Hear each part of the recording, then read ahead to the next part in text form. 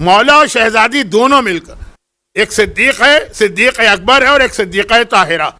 یہ صدیق اکبر وہ صدیقہ طاہرہ اس سے ملنے جا رہے ہیں جنہیں کافروں نے بھی صادق و امین کہا. سارے سچے اس حدیث میں جمع ہو گئے، سارے سچے اس حدیث میں جمع ہو گئے ہیں. مولا شہزادی کونین کے ساتھ رسول خدا کی خدمت میں گئے. فاطمہ کے بابا ہیں، علی کے ظاہری اعتبار سے خسر ہیں، ورنہ علی کے بھی بابا ہیں. وہ ابو القاسم والا نقطہ جو میں کل بیان کرتے کرتے رک گیا اور آج بھی رک گیا کیونکہ وقت نہیں ہے. خیر، جب وہاں پہنچے، اب یہ ہمارے ہاں تو بہت ہوتا ہے کہ بیٹیاں اپنے باپ سے ملاقات کے لیے جاتی ہیں، اپنے شوہر کے ساتھ باپ کے سلام کے لیے حاضر ہوتی، عام بیٹیاں بھی. اب شہزادی جو گئیں تو دیکھا کہ رسول خدا زمین پہ بیٹھے ہوئے رو رہے ہیں، اور بہت زیادہ رو رہے ہیں، بہت گریہ کر رہے ہیں. عام بیٹی اپنے باپ کی یہ حالت دیکھے، باپ سے ملنے کے لیے جائے، گھر میں پہنچے، دیکھا کہ باپ زمین پہ بیٹھا ہوا رو رہا. کیا حالت ہوگی ایک عام بیٹی؟ بیٹیاں باپ سے زیادہ محبت کرتی ہیں، کوئی اس میں شک ہی نہیں. گھبرا گئی شہزادی. یعنی کائنات کی بڑی سے بڑی مصیبت آ جائے، فاطمہ کبھی نہیں گھبرائیں گی، صابرہ. لیکن باپ کو روتا دیکھے مولائے کائنات گھبرا گئے. دونوں نے ایک زبان ہو کے کہا، یا رسول اللہ، یہ آپ اس وقت کیوں رو رہے ہیں؟ تب وہ حدیث شروع ہوئی جو شب جمعہ کی وجہ سے میں آج مختصر کر کے اس لیے پڑھ رہا ہوں کہ خواتین ذاکرات نے یہ حدیث عورتوں کو بہت زیادہ سنا دی، اور مرد حضرات بھی سنتے ہیں. پیغمبر نے کہا کہ اے علی اور اے فاطمہ، مجھے اس وقت معراج کا سفر یاد آ رہا، اور اس معراج کے سفر میں نے اپنی امت کی 11 عورتوں کو اس حالت میں دیکھا تھا کہ جب بھی وہ منظر میری آنکھوں کے سامنے آتا ہے میں بے اختیار رونے لگتا ہوں. رو رہے ہیں رسول، خالی حدیث نہیں سنا رہے، روتے ہوئے سنا رہے ہیں. شہزادی نے طلب کے کہا، تو بابا اپنے امت کی عورتوں کو کس حالت میں دیکھا؟ اب پوری حدیث آپ کو یاد آ. جب یہ حدیثیں پڑھی جاتی ہیں مرد بہت خوش ہو جاتے ہیں، اور اس کے بعد گھر جا کے اپنی بیویوں سے ٹونٹنگ شروع کر دیتے ہیں. اچھا، مومن کا مذاق تو چل جائے گا، مذاق سے زیادہ. پیغمبر نے کہا، بیٹی فاطمہ، میں نے معراج کی رات دیکھا کہ میری امت کی کچھ عورتیں ہیں جنہیں ان کے بالوں سے باندھ کر لٹکایا گیا ہے، اور وہ چیخ و پکار کر رہی ہیں. بال کھینچے نا، وگ نہ لگی ہو ورنہ آپ کے ہاتھ میں آ جائے گی، لیکن اگر اصلی بال ہے اور کھینچا جائے، بالوں سے باندھا گیا. اور میں نے دیکھا میری امت کی کچھ عورتیں ہیں جن کی زبان میں سوراخ کر کے اس میں رسی سے ان کو باندھ کے لٹکائے گئے، زبان سے. اور کچھ عورتوں کو میں نے دیکھا ان کو ان کے سینے سے باندھ کے لٹکایا گیا. اور کچھ عورتوں کو میں نے دیکھا کہ انہیں اس طرح لٹکایا گیا ہے کہ ان کا آدھا جسم، پیر، وہ جہنم کے کنویں کے اندر جا رہے ہیں، وہ جل رہی ہیں. پیغمبر نے تفصیل بھی بتائی، لیکن اس وقت تفصیل بتانے کا وقت نہیں رہا. ایسا نہیں ہے کہ میں مجمع سے ڈر کے یہ چیزیں چھوڑ رہا ہوں، نہیں، یہ تو میری زندگی بھر کی محنتوں کا خلاصہ ہے. وقت آج نہیں رہا. اور پھر بیٹی میں نے دیکھا کہ ایک عورت ایسی کہ جسے ایک جہنم کے ایک صندوق میں بند کیا گیا، وہ اندھی بھی ہے، وہ گونگی بھی ہے، وہ بہری بھی ہے، اور جزام اور برس کے مرض سے اس کے جسم کا گوشت گل گل کے گر رہا، اور وہ فریاد کر رہی. اور میں نے پھر دیکھا کچھ ایسی عورتیں ہیں جنہیں پورا آگ میں رکھا گیا، جیسے باربیکیو کی آئٹم کو آپ اس طرح آگ میں رکھ کے لٹتے پلٹتے ہیں، اور ان کا گوشت کاٹ کاٹ کے ان کو کھلایا جا رہا. اور پھر میں نے دیکھا میری امت کی کچھ عورتیں جن کا جسم گدھے کا ہے، سر خنزیر یعنی سور کا، اور ان کو منہ کے راستے سے سخت ترین عذاب دیا جا رہا. پھر میں نے دیکھا میری امت کی کچھ عورتیں جو کتے کی شکل میں آئی. اب ذرا دیکھیے، اصل حدیث لوگ بھول جاتے ہیں. مذاق جب اڑاتے ہیں نا، کس کا؟ بظاہر میرا مذاق اڑاتے ہیں، اصل میں امام کا مذاق اڑا رہے ہیں، رسول اللہ کا مذاق اڑا رہے ہیں، جو یہ حدیث بیان کرتے ہوئے رو رہے ہیں. یہ جگہ نہیں مولانا کتا نہیں کہا ہوگا، پیغمبر نے کتیا کہا ہوگا.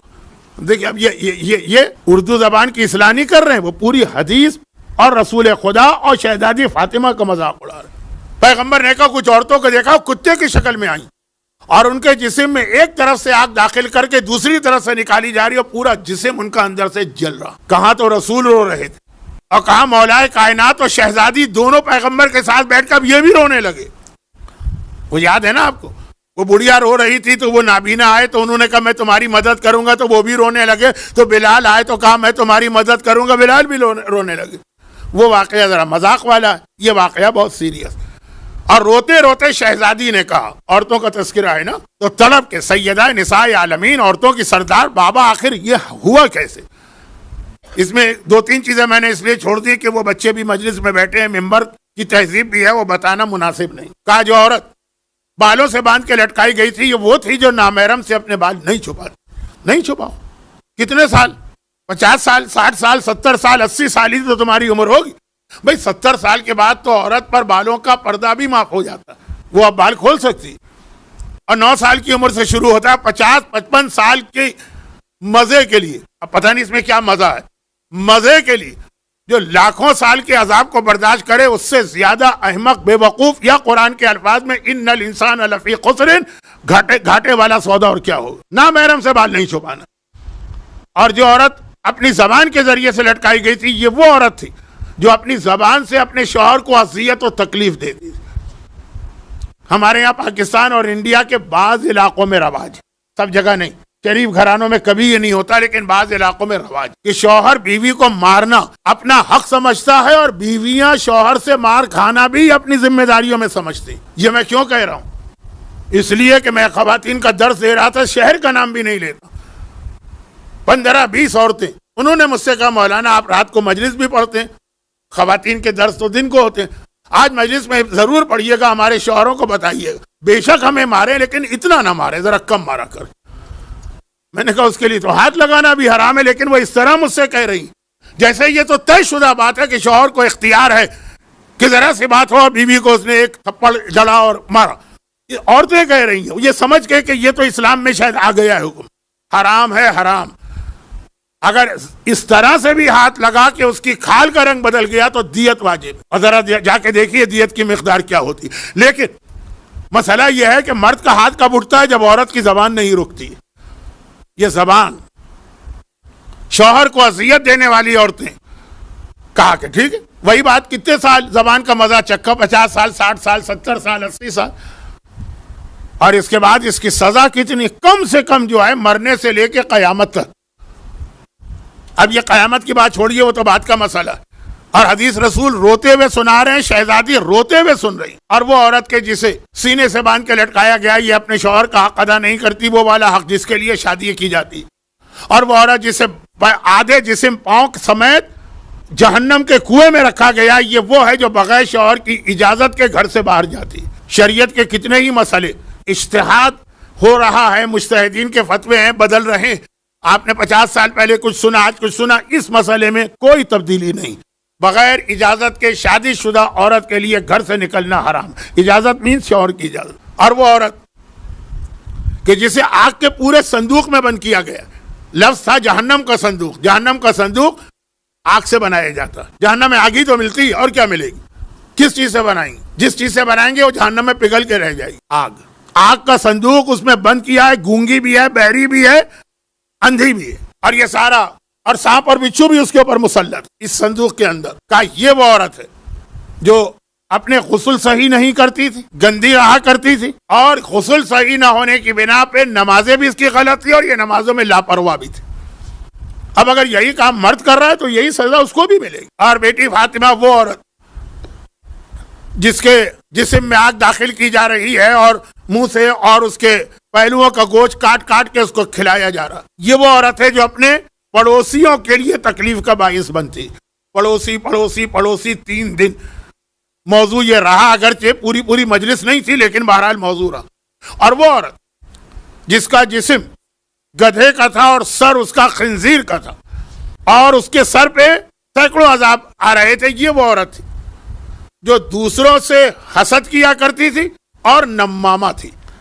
حاسدہ و نمامہ، یہ میں نے کہا کہ پیغمبر ہی کا لفظ عربی کا سنا دو. حاسدہ، حسد کرنے والی. عورتوں میں بہت جیلسی ہوتی، اس نے وہ کپڑے پہنے تو میں کیوں نہ پہنوں.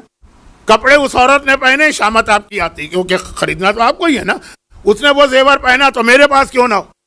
اچھا یہاں تک کی بات تو ٹھیک ہے، لیکن جب حسد اس میں آتا، یہاں تک تو حسد نہیں، لیکن حسد. اب یہ حسد اتنا بڑا موضوع ہے کہ میرے پاس آج تو وقت نہیں، آج شب جمعہ قبر کو یاد کرنے کی رات ہے، یہ ہوگا قبر میں.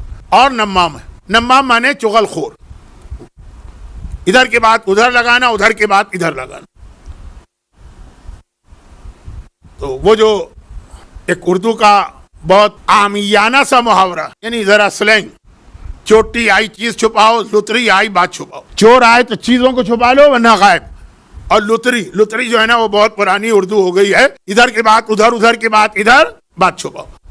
چھپاؤ کہ نہ چھپاؤ لیکن گدھے کا جسم ہوگا, سور کا سر ہوگا, ایک کتے کے بارے میں کہا جاتا ہے کہ وہ پھر بھی جنت میں چلا جائے گا اصحاب کہف کا, لیکن سور تو کوئی بھی جنت میں نہیں جائے گا.